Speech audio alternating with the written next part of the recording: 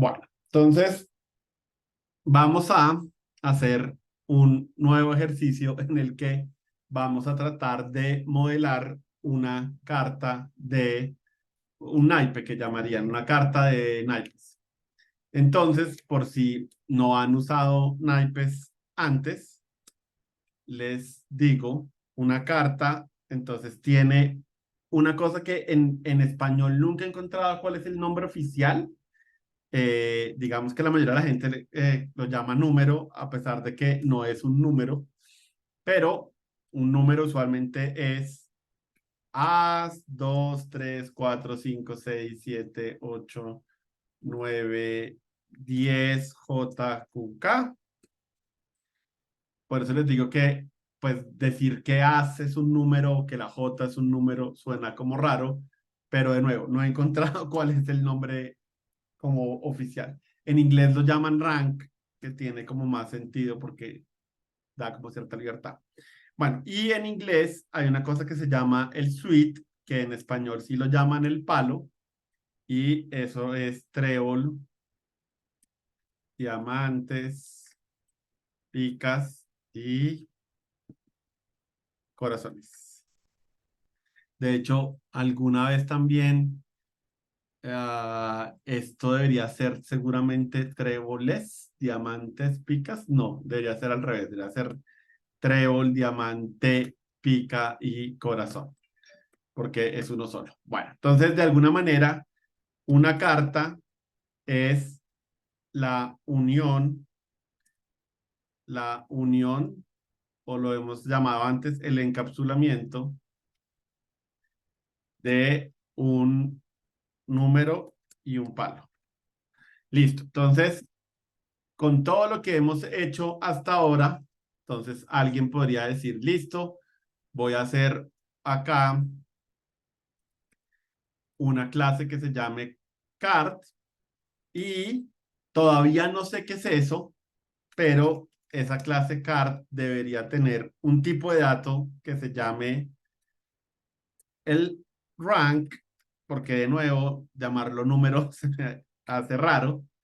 Entonces, sí, debería tener algo que sea un tipo de dato rank y algo que sea un tipo de dato que se llame suite, porque todas las ventajas que hemos visto de los tipos de datos, ¿no? Si yo escogiera un tipo de dato diferente, como un string, pues un string no tiene las invariantes que seguramente tienen estos tipos de datos, entonces pues no podría como sacarle provecho a, sí, como que tendría que de alguna manera eh, asumir que la gente va a saber que ese string no es un string y pues nada, eso no tiene nada tanto sentido, el tema de las invariantes, bueno, etcétera.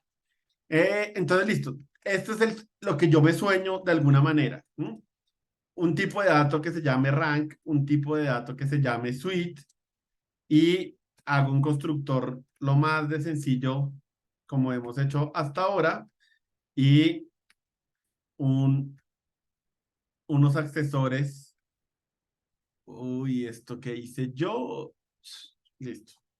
Y unos accesores que, si yo quiero saber cuál es el rank, pues llamo a mi accesor y si yo quiero conocer cuál es mi suite, pues llamo al accesor. Listo. Y pongámosle dice aquí para tratar de ser consistentes y que quede claro que estos son atributos de la clase. Listo. Entonces ahí obviamente me está regañando pues porque todavía no existe algo que se llame rank y algo que se llame suite. Entonces, por ahora, para que desaparezca ese problema, voy a poner aquí rank, voy a crear mi clase rank y voy a crear también una clase que se llame suite. Listo. ¿Sí? Ya todos estamos felices y contentos. Listo. Ahora empiezan los problemas. Entonces, listo. ¿Qué es un rank? Entonces, un rank representa ese conjunto de 13 valores que tengo aquí descritos y usualmente cuando yo tengo una baraja, cada uno de estos rangos, por traducirlo literalmente, cada uno de estos rangos representa un valor. Entonces, usualmente es 1, 2, 3, 4, 5, 8, 10 son como son, J, Q y K son 11, 12 y 13. Y eso me ayuda porque en los juegos de cartas usualmente es importante saber que la J vence al 10, pero la Q vence a la J. Entonces, ese valor de alguna manera me ayuda a saber cuándo una carta es mayor que otra. Entonces, ¿qué puedo empezar a hacer? ¿Qué puedo empezar a hacer para representar ese rango? Entonces, bueno, y la otra cosa también que seguramente quiero hacer en un rango es poder ver de alguna manera que es un as o que es un 10 o que es una j, independientemente del valor. Entonces, listo. Ya sé que esa parte de poderlo ver es el método toString, algo que me pueda devolver esa representación de strings. Y tengo también algo que es int value. Y de nuevo, aquí tengo que implementar algo. Pero entonces ahí viene la historia. Ok, necesito de alguna manera garantizar que solo puedo crear una de 13 valores posibles. ¿Sí? No existe un rango 14, no existe un rango -1, ¿sí? Solo existen 13 rangos y solo hay esas opciones. Entonces, si yo empiezo a decir como, bueno, pues lo más parecido a, a esto que Carlos escribió es un string. Entonces, digamos que esto es un string que representa el rango. Si tengo un atributo de tipo string, pues seguramente lo que quiero es tener un constructor que pueda, eh, qué pena, que pueda inicializar ese atributo. Entonces voy a crear mi constructor estándar y de alguna manera acá le puedo decir como, ok, como el rango ya es un string, pues regresemos el rank. Y hoy es el día en que todo lo estoy escribiendo raro. Listo. Y acá podemos hacer tal vez un switch. Entonces, return switch rank.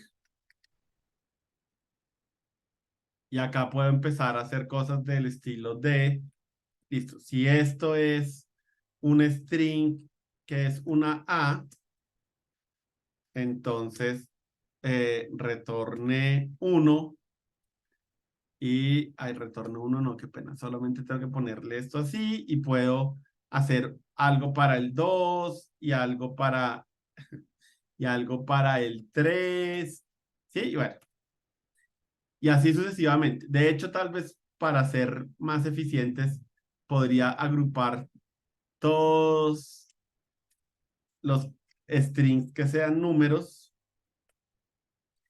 y decirle algo así como que haga un parse int sobre eso.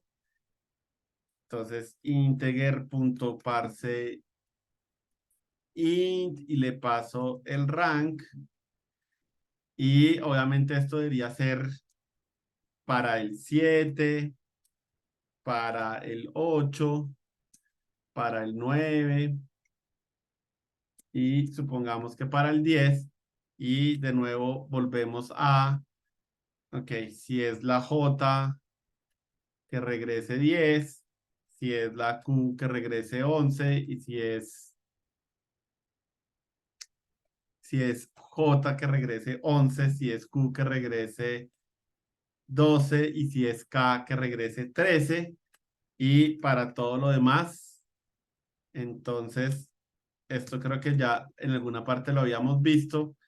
Quiero que lance un error porque yo de alguna manera asumo que siempre creé correctamente el, eh, el rank, ¿no? Entonces, listo, ahí más o menos solucioné el problema, Obviamente habíamos visto también, yo debería validar las invariantes de mi clase. Yo sé que este rank solo debería ser uno de 13 valores posibles. Entonces aquí podría poner algo que dijera como, ok, si no es A, 2, 3, 4, 10, J, Q, K, entonces lance una excepción, pero ese error no lo podría encontrar en tiempo de compilación. Entonces, si yo cometo un error tan sencillo como poner, por ejemplo, listo, quiero crear el as de corazones. Entonces, listo, voy a llamar a la construcción de card y voy a llamar al constructor de rank y voy a decirle que sea el as y ahorita no he escrito un constructor para suite, pero pongamos algo vacío y supongamos que cometí el error de decir, ah, pues como es el as, yo creo que esto es lo que tengo que mandar. Sí, tengo que mandar la palabra as en vez de mandar una A.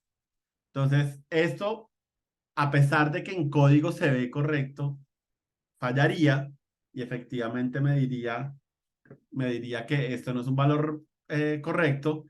Y alguien también podría decir como, ah, no, yo sé que hay que mandarle una A para el as, pero lo manda en mayúscula y resulta que el código lo estaba esperando en minúscula. Entonces, sí, nada de estas soluciones es satisfactoria. Estamos de alguna manera, o sea, no estamos pudiendo representar algo que es importante desde el principio, y es que hay solo 13 valores que son válidos y no estamos pudiendo representar esos 13 valores de una manera que no tengan ambigüedad cuando estoy escribiendo mi código. Entonces, ahí es donde entran unos tipos de datos que se llaman enums, que hasta donde yo sé, todos los lenguajes que son usados en la industria tienen enums, unos con más características que otros, pero pues en general, pues todos tienen este concepto de enums. Entonces, listo, ¿qué tengo que hacer para crear un enum? Entonces, borremos todo esto por ahora. Listo, entonces lo primero es que en vez de llamarlo class, lo voy a llamar enum. Desde el punto de vista de la organización del código, sigue siendo rank.java. Y eso es así porque un enum es un tipo de clase específico, pero para los ojos de Java sigue siendo una clase, por lo tanto sigue teniendo las mismas reglas que todas las clases, ¿no? La clase tiene un paquete, la clase debe estar definida en un archivo .java que se llame igual que la clase. Listo. Después de que yo convierto en enum, entonces tengo que crear unas constantes que tengan el nombre que quiero que tengan esos valores que voy a representar. Entonces, en mi caso, quiero escribir algo que diga as 2, 3, 4, 5, 6, 7, 8, 9, 10, JQK. Estas constantes siguen las mismas reglas y de hecho acá podemos ponerle ace para que sea más bonito. Siguen las mismas reglas que todos los identificadores que hemos usado. Entonces, ¿por qué esto no es 2? Porque 2 no es un identificador válido. Podría haber hecho underscore 2 y eso ya sería un identificador válido, pero me parece que esto se ve terrible. Entonces, en este caso, pues voy a mantener que las constantes sean el nombre legible del valor que estoy representando. Entonces, listo. Una vez que creo mi enum y digo, mire, estos son los valores que son válidos para un rank, entonces desde el código yo ya puedo decirle a él, listo, quiero hacer referencia a un rank y específicamente quiero hacer referencia a un as.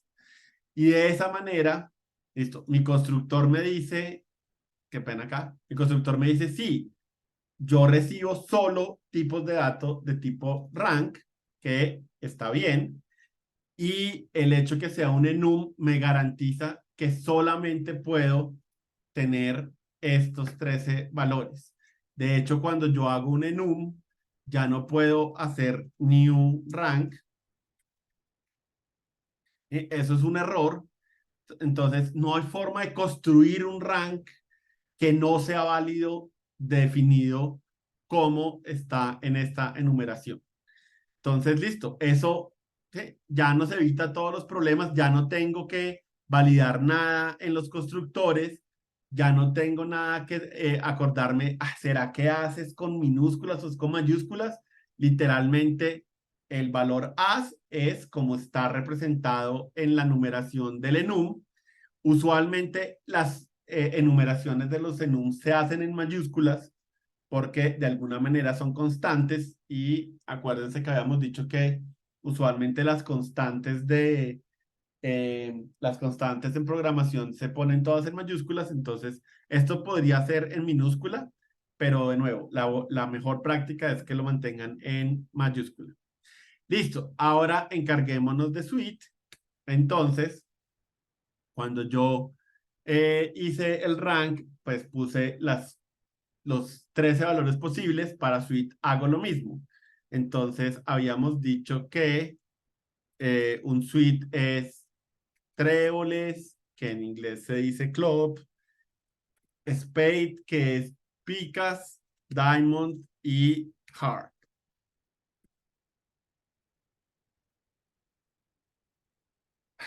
Dios mío. Listo. Y esto, si no lo cambio a enum, pues obviamente eso se va a hacer un 8.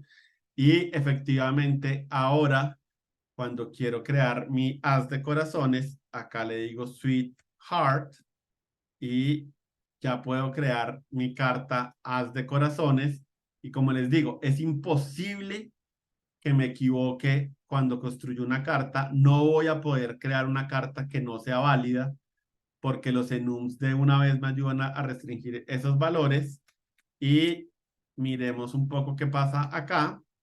Entonces, una vez que creo una carta que tenga un rank, que tenga una carta que tenga, pues una carta válida, mejor dicho.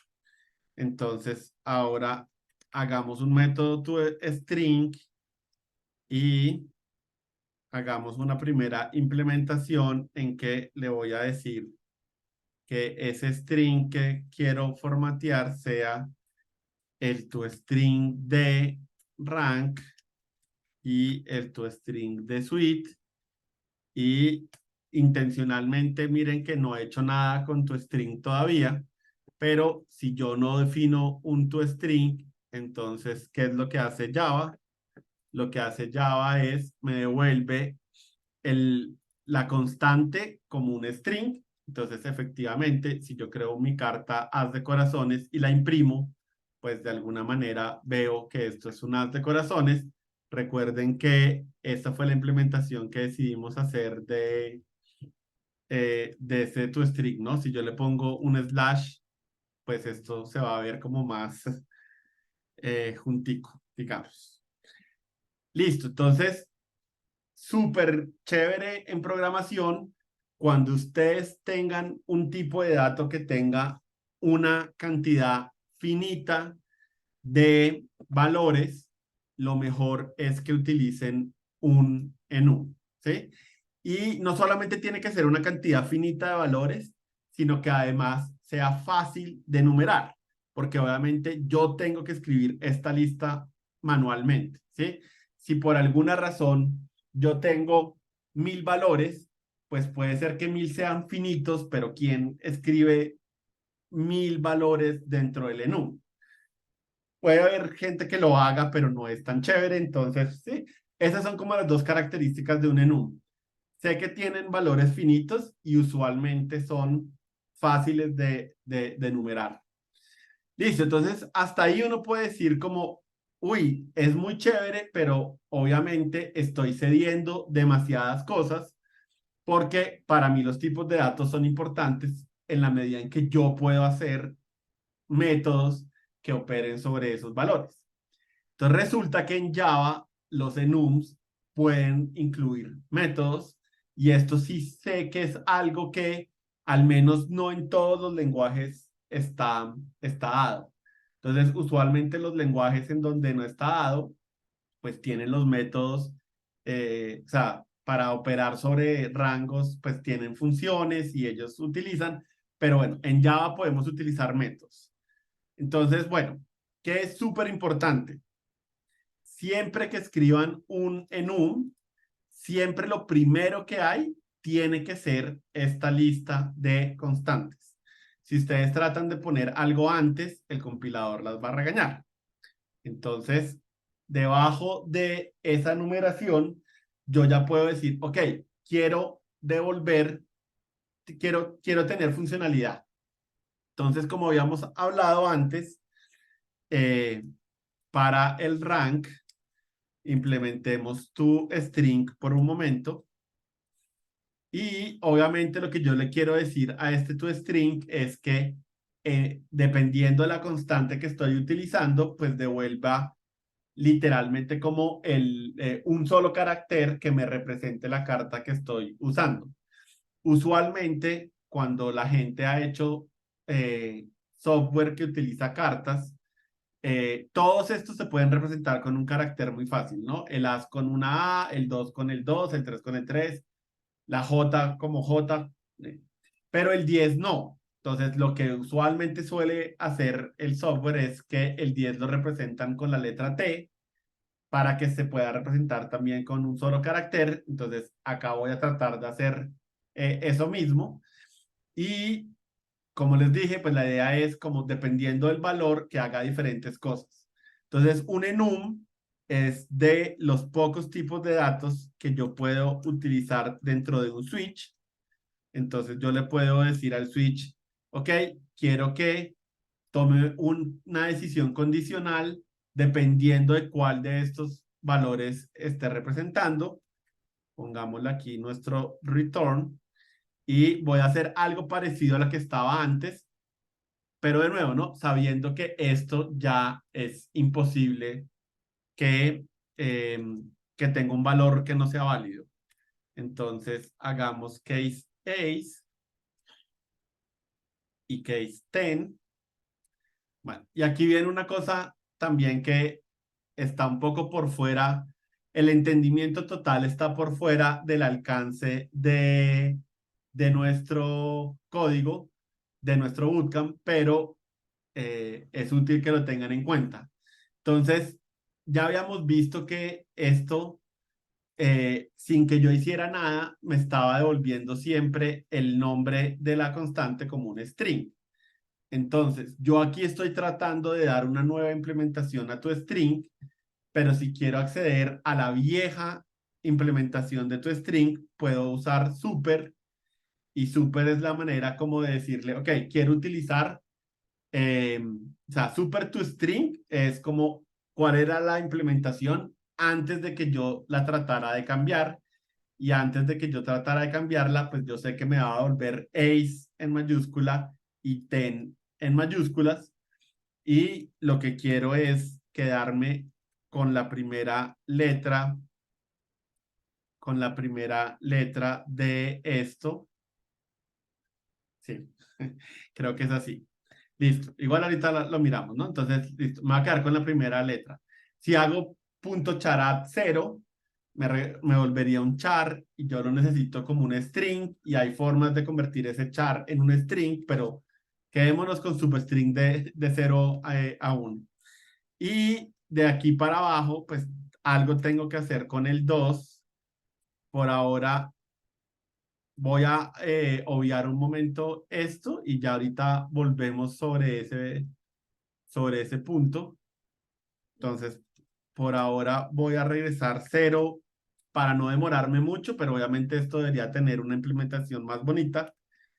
Listo. Y en el caso de J, Q y K, literalmente puedo seguir haciendo lo que estaba haciendo antes. ¿Y esto por qué no le gustó?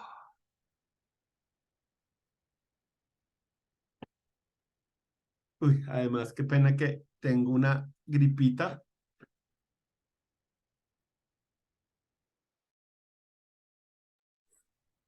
Qué pena. Eh, Ve esto porque no le gustó. Ah, porque cero no es un string, obviamente. Chao. Y todavía esto sigue sin gustarle. ¿Qué hice? Esperen, si yo hago esto, yo creo que eso me está peleando porque no tengo un default. Pongámosle un default. Listo. Y entonces acá estoy cometiendo algún error que a él no le gusta. ¿Qué es lo que no te gusta? Ok, no es ahí. Y entonces, listo, ahora sí, si yo traigo todos estos de acá y los pongo acá, misterios, no tengo ni idea qué hice diferente, pero bueno, resolvió, ¿no? Entonces, bueno, tengo mi switch, dependiendo del valor que represente este enum, le digo, listo, para ace y para ten, entonces utilice la implementación que usted ya traía, pero haga un substring de 0 a 1, lo cual debería retornar la primera letra.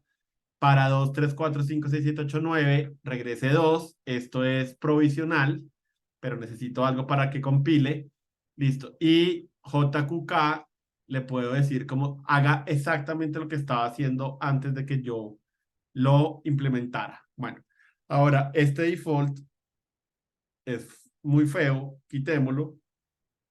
Y miren que esto es importante. Antes, cuando yo representaba esto como un string, era importante poner el default porque yo necesitaba una garantía para saber que solo estos valores eran válidos. En un enum no hace falta que yo ingrese un default porque él se da cuenta que aquí ya están todos los valores posibles de un enum. Eso podría parecer peligroso, pero si yo en algún momento tengo que agregar una constante adicional, él de una vez me lanza un error en el switch y me dice, usted tiene un switch que no es exhaustivo. ¿Sí? Hay un valor de rank que usted no está teniendo en cuenta en su switch, por eso falla. Entonces es bonito usar enums en los switch porque él se da cuenta, ok, ya están todos los valores posibles, no necesito un default y efectivamente el día que yo agrego un valor nuevo, pues el compilador me ayuda a decir como, oiga, usted la está embarrando, entonces, pues usted agregó un valor, pero no actualizó el switch. Entonces, cosas súper chéveres que tienen los enums. Listo, entonces ahora sí, dejemos de postergar lo impostergable. Realmente el método por el cual debería haber empezado era este de, ok, necesito poderle dar un valor a esta enumeración, necesito que ace valga 1, 2 valga 2, 3 valga 3 y así sucesivamente. Entonces resulta que los enums por sí mismos traen un lindo método que se llama ordinal. Ordinal lo que hace es devolverme la posición de la constante en la enumeración. Entonces, ordinal de ace va a ser, ordinal de ace va a ser 0, ordinal de two va a ser 2, va a ser 1, qué pena, etcétera, etcétera. Empieza desde 0. Y obviamente yo sé que el valor es el ordinal más 1. Ahora, si ustedes leen la documentación de ordinal, esto dice que esto nunca debería ser usado en un método porque si yo cambio el orden de los valores, pues obviamente el valor que retorna ordinal es diferente. Entonces, realmente lo que dice la documentación es que hay que tener cuidado de que mi código no se vaya a dañar simplemente porque alguien agregó un enum o una constante en un lugar que yo no esperaba. En el caso de rank, pues no va a pasar porque claramente esta numeración tiene un significado importante. Entonces, digamos que usar ordinal no está mal, pero obviamente acuérdense que esto pues tiene sentido en rank por el tipo de valores que estamos haciendo, pero en otros casos puede ser que no tenga tanto sentido. Entonces, ahora sí, ¿qué es lo que yo quería hacer acá? Lo que yo quería era, ok, devuélvame este value, pero devuélvamelo como un string y de nuevo hay un hermoso método en integer que coge un entero y me lo regresa como un string y ya tengo un toString entonces que se comporta bonito.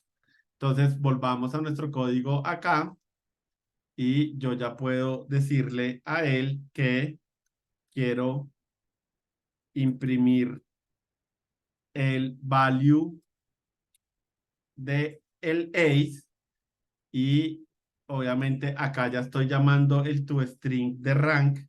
Entonces vamos a ver si esto funciona como nosotros esperábamos.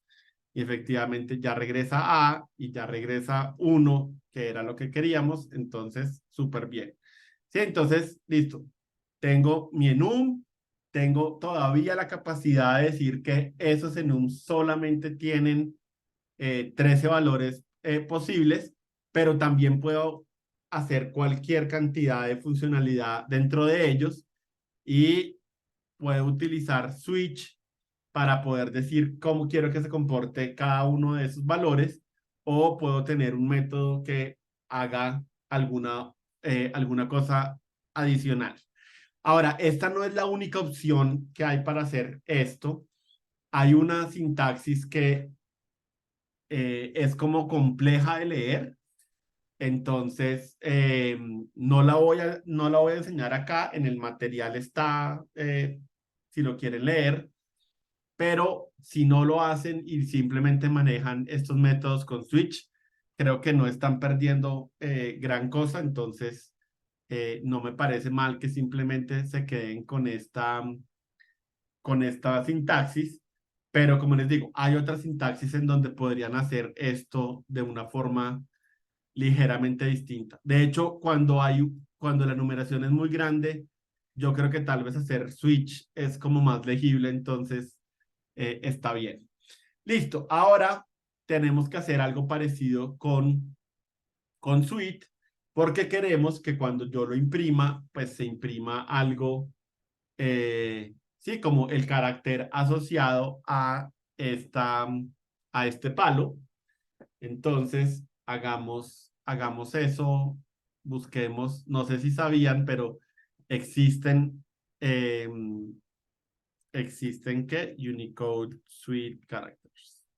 Existen caracteres en los computadores para representar estas cosas, estos suites. Entonces, listo. Entonces, ¿cómo lo podría hacer?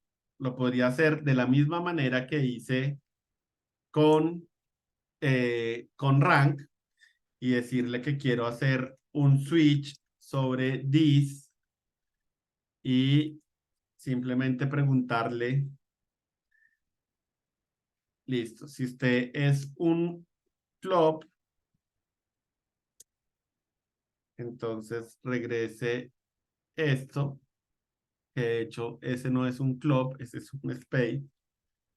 Listo. 2, 3, 4.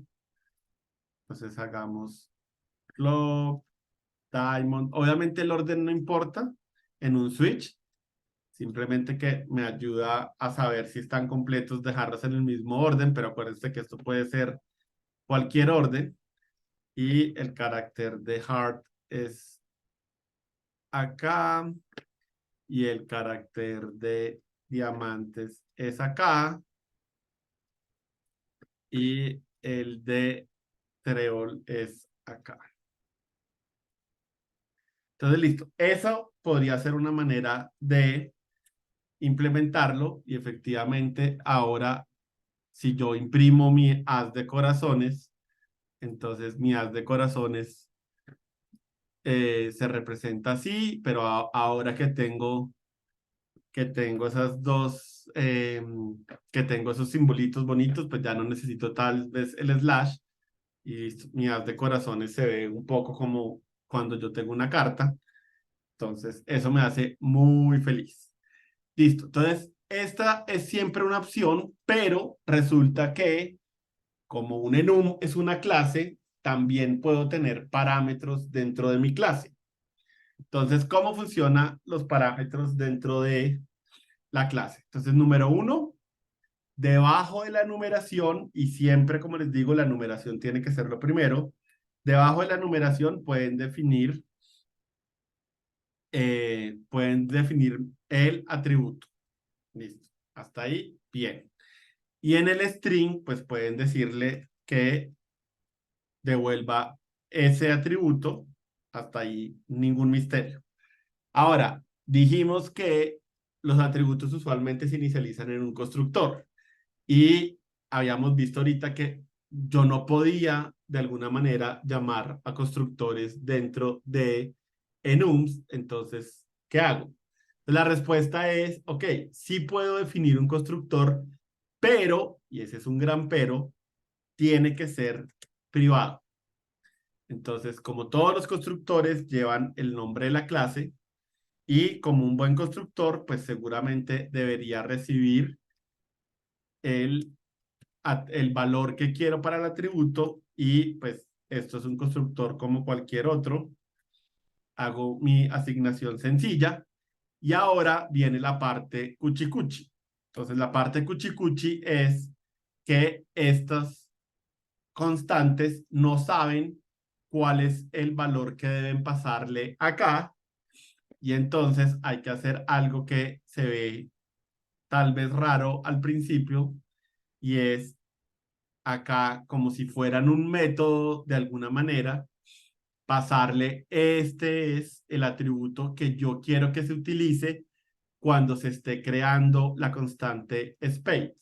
Entonces es como una vaina en que es una sintaxis rara porque no tiene mucho sentido con respecto a lo que habíamos visto, pero si yo tengo un atributo en mi clase y yo tengo un constructor que debería recibir el valor de ese atributo, entonces esta es la manera.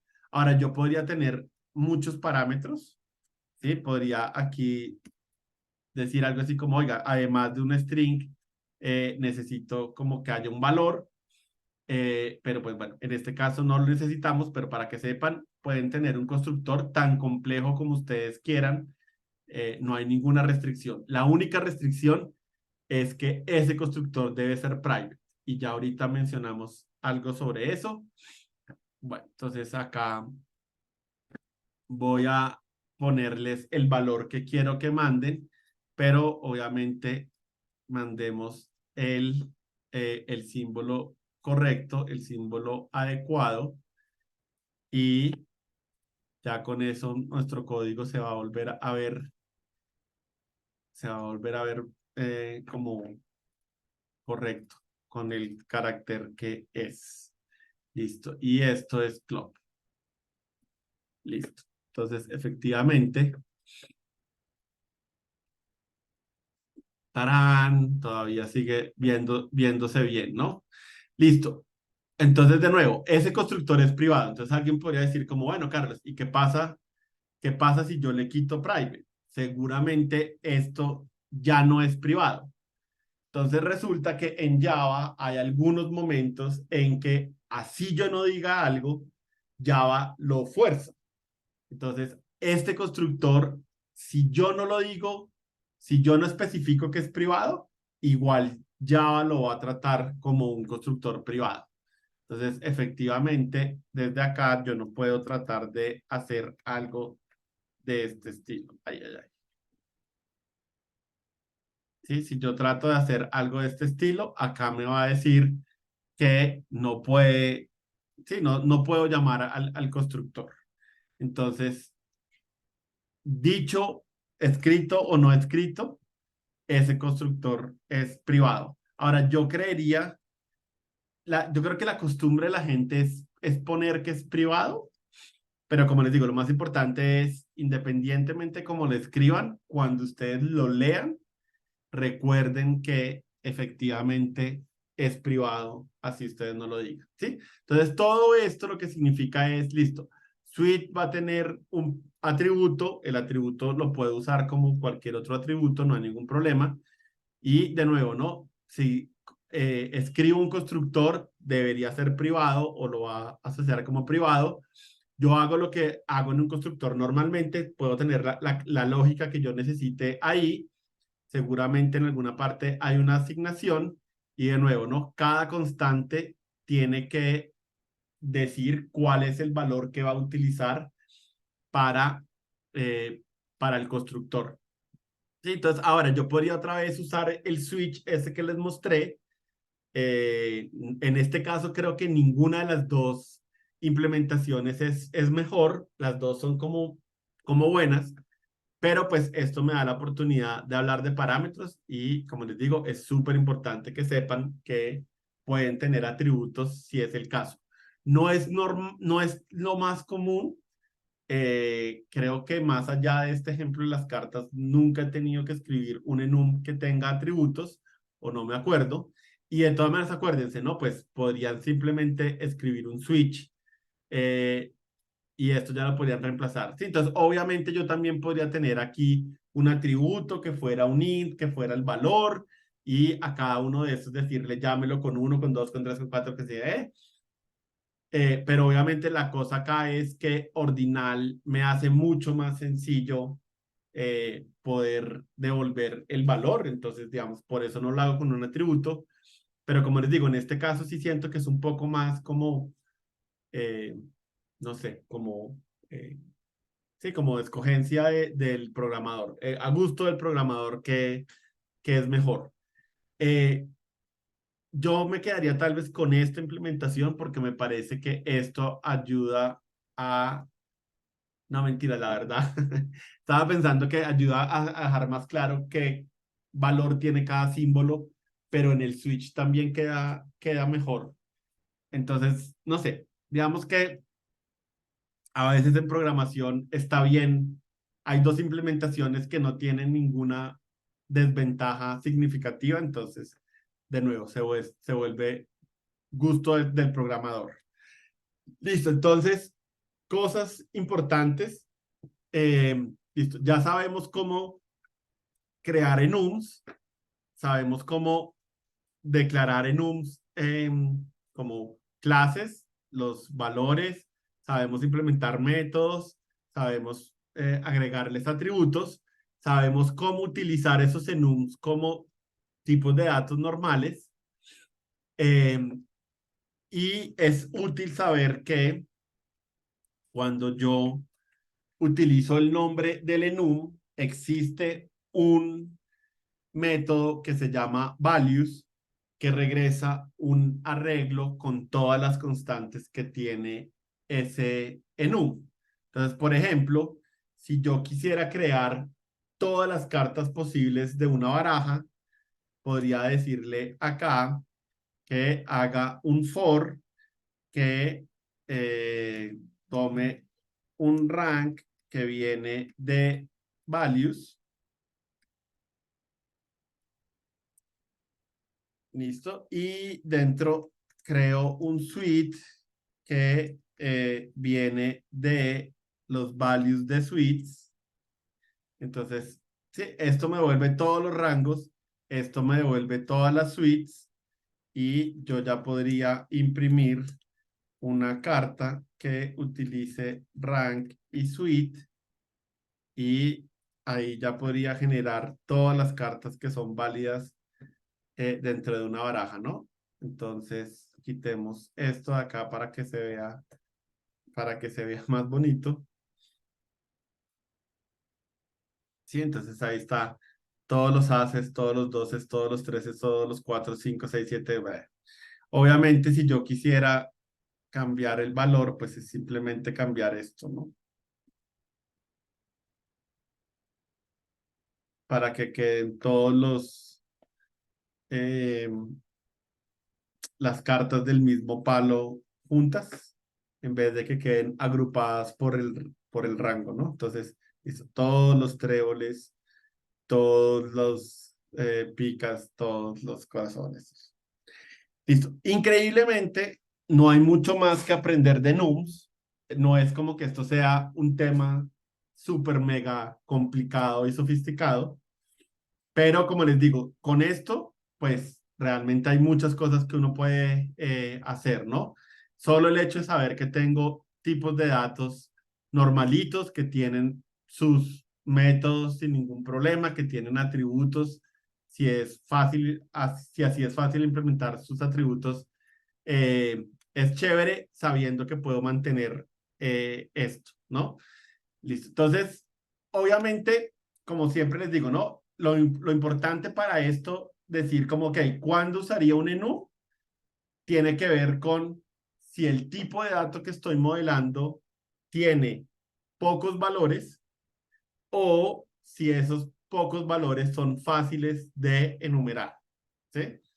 Si esas condiciones se cumplen, entonces seguramente sería bueno utilizar un enum y como les digo, eso hace que el código sea muchísimo más seguro de otra manera, ¿no? Porque de nuevo, acá estoy seguro que esa carta es válida. No tengo que validar que el rank es válido o que este suite es válido, sino que ya estoy usando constantes, lo cual me asegura que sean válidas, ¿sí? Entonces, por ejemplo, pongamos ejemplos. Entonces, los colores de ojos de una persona. Eso podría ser un enum o podría no ser un enum. Entonces, resulta que los colores de ojos de una persona suele ser un número muy pequeño de valores y de alguna manera son fáciles de enumerar, ¿no? Yo sé que a veces hay gente que tiene colores de ojos extraños, que no son fáciles de describir, pero para efectos de un documento público, sí, creo que hay como 4 valores y esos son los 4 valores que la registraduría usa. Yo no me acuerdo si las cédulas hoy en día todavía enumeran el color de ojos, tal vez no, pero la primera vez que yo saqué una cédula había algo que decía color de ojos. Bueno, entonces, por ejemplo, el color de ojos puede ser un enum seguramente. Listo. ¿Qué pasa si yo digo que hagamos un tipo de dato para representar los días de la semana? Entonces, de nuevo, los días de la semana son 7 y son fáciles de enumerar, ¿no? Es fácil decir, listo, lunes, después martes, después miércoles. Entonces, por ejemplo, los días de la semana también podrían ser su propio enum y de hecho es tan útil que Java ya trae un enum para representar los días de la semana, que si no estoy mal se llama weekday.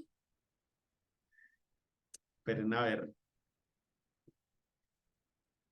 day of week es la historia, ¿sí? Entonces, por ejemplo, eso, si yo quiero representar el lunes, day of week trae una cosa que se llama Monday y obviamente debería importarlo, pero ya está importado. ¿Por qué me está peleando?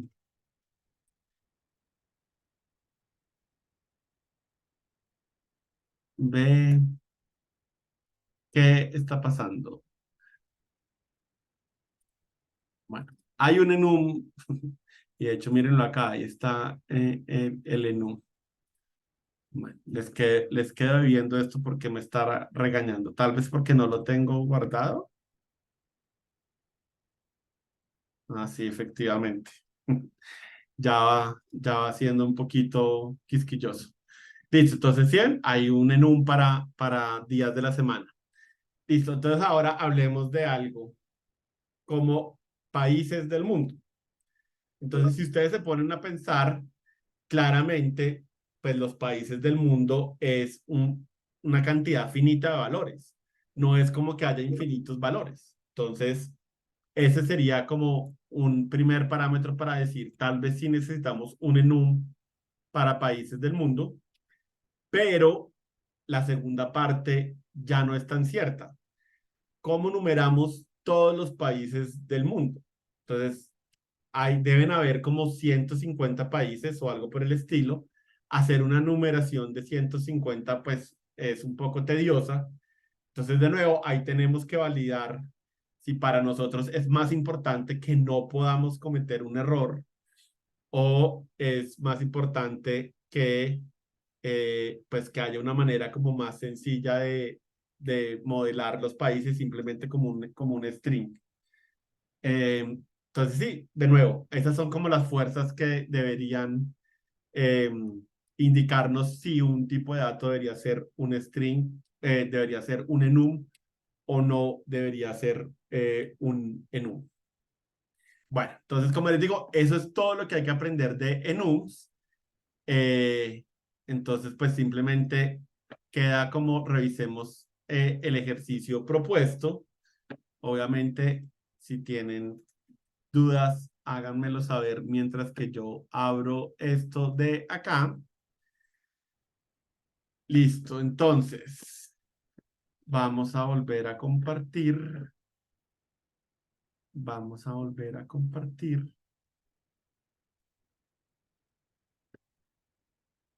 Listo. Entonces, resulta que hay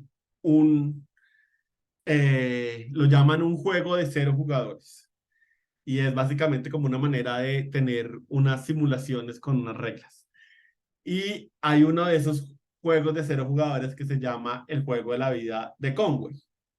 Entonces, el juego de la vida de Conway un, es una simulación en donde yo tengo un mundo que eh, es como una matriz, en donde de nuevo, ¿sí? Mi mundo está representado por celdas y cada celda tiene una hilera y una columna que la identifica como una parte única del tablero y eso, sí, el tablero es finito, tiene bordes y pues solo pueden haber celdas que están correctamente representadas.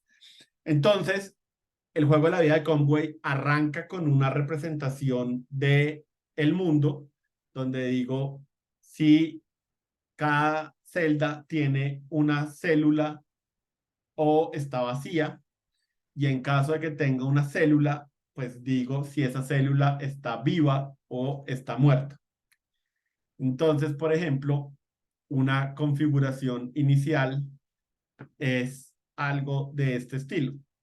Entonces, sí, esto es un mundo que tiene 5 columnas por 5 hileras. De nuevo, como en programación, arrancamos de 0 a 4 y un punto significa que digamos que ahorita no hay nada y esto significa que tiene una célula que está viva. Entonces, una vez que yo inicio, que tengo como un mundo inicial, tengo un método que se llama Next Generation y lo que hace es ver cómo se modifica el mundo de una generación a otra. Ahora, ¿cómo se modifica un mundo de una generación a otra? Excelente pregunta. Entonces, hay 3 reglas que son las que definen eso. Entonces, una célula que está muerta se convierte en viva nuevamente si tiene exactamente 3 vecinos que estén vivos. Entonces, si yo llego a mi tablero de acá, por ejemplo, y quiero saber, ok, quiero saber en la siguiente generación qué pasó con la célula de acá. Entonces, cuento cuántas células vivas tiene alrededor. En este caso, solo tengo 3 células de vecinos y las 3 células están muertas. Por lo tanto, esa célula sigue muerta. Y no me acuerdo sí, creo que esto, porque bueno, acá tendría 2. Bueno, esa es la regla en todo caso. Ahora, si una célula está viva, sí, entonces, bueno, entonces esperen, una célula se convierte en viva si tiene exactamente 3 vecinos vivos, si no, sigue muerta. Listo. Una célula viva se muere si tiene menos de 2 o tiene más de 3 vecinos vivos. Y si no se cumple esta condición, la célula sigue viva, ¿sí? Entonces, si ustedes ven el artículo de Wikipedia, eso les explica la teoría de esto, es que si hay menos de 2 células vivas, entonces no hay suficiente actividad para que una célula siga viva, y si hay más de 3 células vivas, hay sobrepoblación y por eso es que esa célula se muere. Entonces, sí, estas son las 2 reglas de cuando una célula cambia de estado a otra. En todos los demás casos, las células mantienen ese estado. Entonces, ¿cuál es la propuesta? La propuesta es escribir un enum que se llame cell y que tenga 2 constantes en ella, uno que se llama alive, una que se llama dead, y implementen un método dentro de ese enum que se llame next generation, que les diga, ok, yo conté los vecinos de esta célula y se los paso como parámetro, y eso me regresa si la célula sigue viva o sigue muerta o cambió de estado, ¿sí? Me regresa como el estado en el que quedó después de que yo conté los vecinos. Entonces, este método no tiene que contar vecinos, simplemente recibe ese parámetro y aplica las reglas de acá para saber si cambia de estado o no cambia de estado. Y el toString es lo más sencillo del universo. Simplemente, si está viva, es un hash, y si está, sí, es un numeral, y si está muerta, es un punto, de modo que si yo imprimo mi mundo, se vea más o menos de esta manera. Listo. Eso es mi enum. Ahora, por otro lado, entonces sí, acá por ejemplo tengo unas pruebas unitarias. Entonces, una célula que está viva y yo llame a Next Generation con valor 1, entonces me puedo volver acá y me dice una célula viva con menos de 2 vecinos se vuelve muerta. Entonces, efectivamente, esto debería regresar una célula muerta. Esto con 4 también tiene sobrepoblación, debería regresar una célula muerta, pero una célula viva con 2 o con 3, pues regresa nuevamente una célula viva. Y bueno, pues con DET también hay sus pruebas unitarias correspondientes. Listo. Después tenemos algo bonito. Entonces, habíamos visto en otro momento sobre los builders. Entonces, vamos a generar un builder para construir mundos del juego de la vida de Conway. Entonces, ¿qué hacemos? Simplemente tengo un constructor que me dice cuál es el tamaño del mundo. Seguramente eso por debajo, pues, crea una matriz de ese tamaño. Si se les ocurre otra manera de hacerlo sin matrices, está genial, pero la implementación más sencilla es que esto cree una matriz de este tamaño, y seguramente pueden llenar la matriz de células muertas, y hay un método que se llama alive selling, que lo que hace es que ustedes le dicen en dónde quieren colocar una célula que esté viva. Entonces, sí, quiero colocar una célula viva en la coordenada que estoy pasando acá. Y una vez que yo llame ese método varias veces, como todos los builders, pues llamo al método build.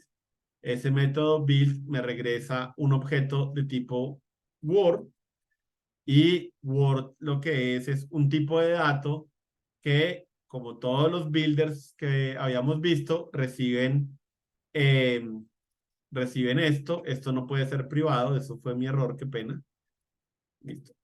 Hacen un constructor que sea package protected, que reciba el builder, y ya simplemente ahí sobre ese mundo puedo llamar a este método Next Generation, y Next Generation genera un nuevo mundo Entonces, no voy a modificar el mundo inicial, simplemente genero un nuevo mundo que tenga la configuración actualizada y tiene un método toString que es el que regresa el mundo de una manera fácil de consumir. Entonces, bueno, creo que no lo tengo acá, pero sí, si yo construyo mi mundito, y bueno, ya que hay ejemplos, ¿no? Entonces, por ejemplo, yo hago este inicial, llamo a el constructor de mi builder, lo llamo de 5 5 y le digo, coloque una célula en 1 2, una célula en 2 2 y una célula en 3 2 y construya ese mundo. Y ahí ya con eso construí este mundo que están viendo acá. Entonces, si se dan cuenta, 0 1 y 0 1 2. Entonces, esta célula viva la coloqué acá y la de abajo la coloqué acá y la siguiente abajo la coloqué acá. Sí, bueno, entonces, bueno, ahí tienen un builder y efectivamente, si yo llamo a Next Generation, pues de nuevo, ¿no? Construyo un nuevo mundo y actualizo el estado de las células como las conté, ¿no? Ahora, quiero de nuevo ser enfático en una cosa, ¿no? Este método de acá, se me pasó, este método de acá no cuenta los vecinos, porque una célula no tiene concepto de vecinos en este diseño. El que puede tener una noción de vecinos es el mundo.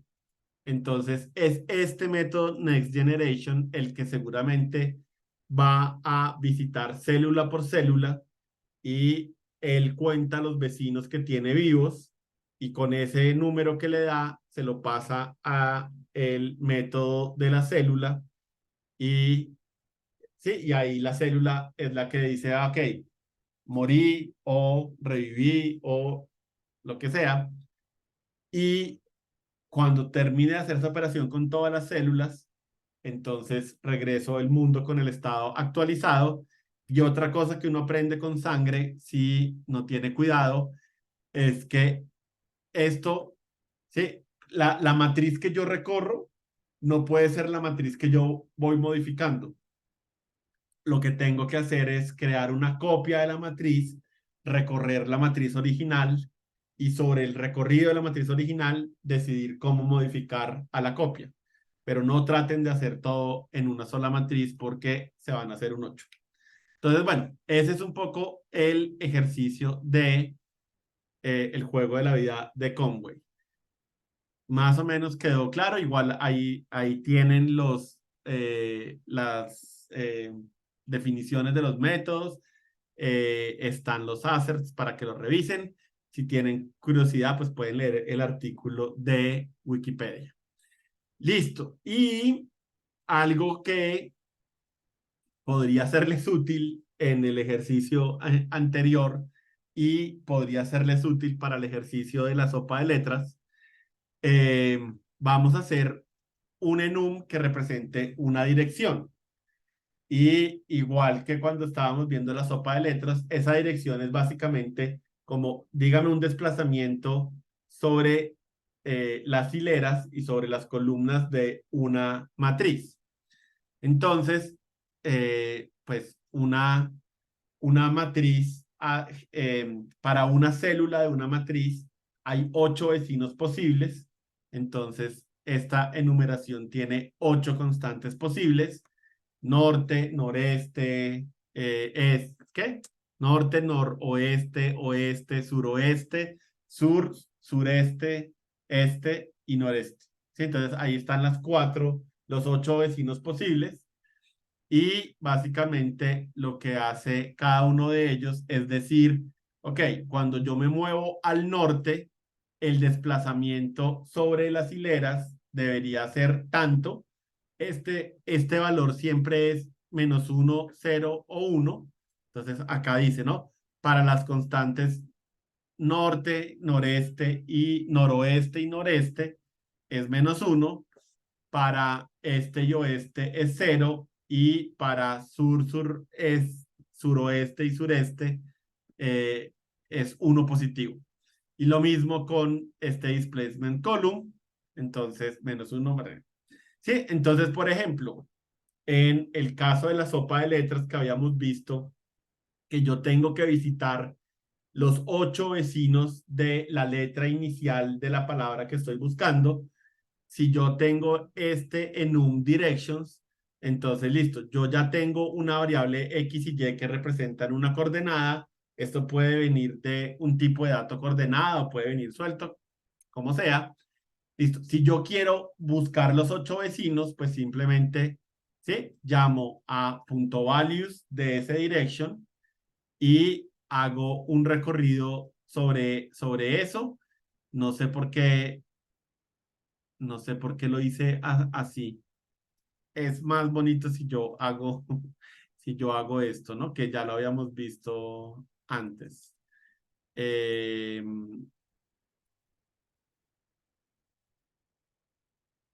entonces, esto y esto ya no es necesario. Bueno, y si hago un for que recorra todos los, esperen que me hice un 8 con esto. Consola 14. Listo. Consolas 14. Listo. Entonces, ahora sí ya se ve menos feito.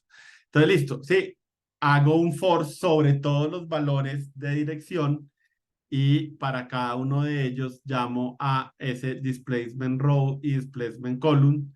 Se lo sumo a mi coordenada inicial y ya tengo las nuevas coordenadas de ese vecino de esta coordenada. Entonces, la vez pasada yo les había dicho, hay una manera de generar dos arreglos que sean private y static en donde yo pueda definir de alguna manera esta información, pero es eh, insuficiente.